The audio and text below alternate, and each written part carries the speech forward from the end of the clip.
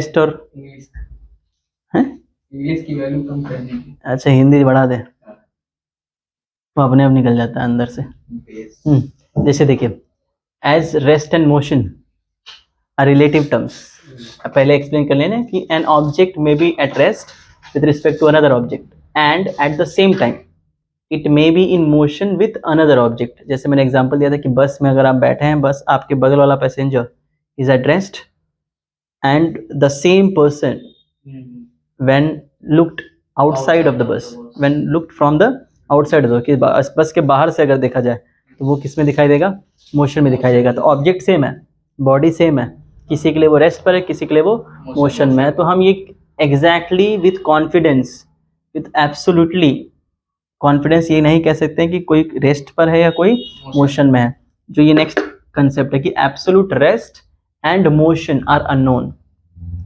Absolute rest जैसी कोई चीज है ही नहीं कि ये रेस्ट ही है, कभी मूव ही नहीं करेगी। तो एक पर्टिकुलर प्लेस के हाँ, लिए हो सकता है, रेफरेंस टू रेफरेंस चेंज होता है। In order to know whether the position of object changes with respect to time और नॉट, कि भाई किसी भी ऑब्जेक्ट, जैसे ये ऑब्जेक्ट है, इसको अगर मैं कहीं रख दे रहा हूँ, तो कल आके देखो या परसों अगर आके देख रहे हैं, ठीक है, तो अगर जैसे अब मुझे तो पता है कि मैंने इसको यहाँ ला के रखा है और कहाँ से ला के रखा है वो पता है, तो मुझे पता है कि मैंने इसको मूव किया था। लेकिन आफ्टर सम टाइम जो इंसान इसको देखेगा वो क्या बोलेगा, ये तो मूव ही नहीं हुआ, ये मूव ही नहीं हुआ। तो in order to know whether the position of object changes with respect to time और not, a point absolutely fixed in space has to be chosen as reference point. मतलब स्पेस में कहीं एक पॉइंट हम choose कर लेंगे कि भाई ये जो है ये पॉइंट कभी यहाँ से हिलेगा ही नहीं। लेकिन दिक्कत क्या है, दिक्कत ये है कि ऐसा कोई भी, there is no such point in the space, space में ऐसा कोई पॉइंट नहीं है जो मूव ना करता हो।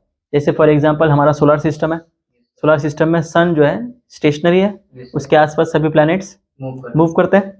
लेकिन हमारा जो सोलर सिस्टम किस में है, गैलेक्सी में।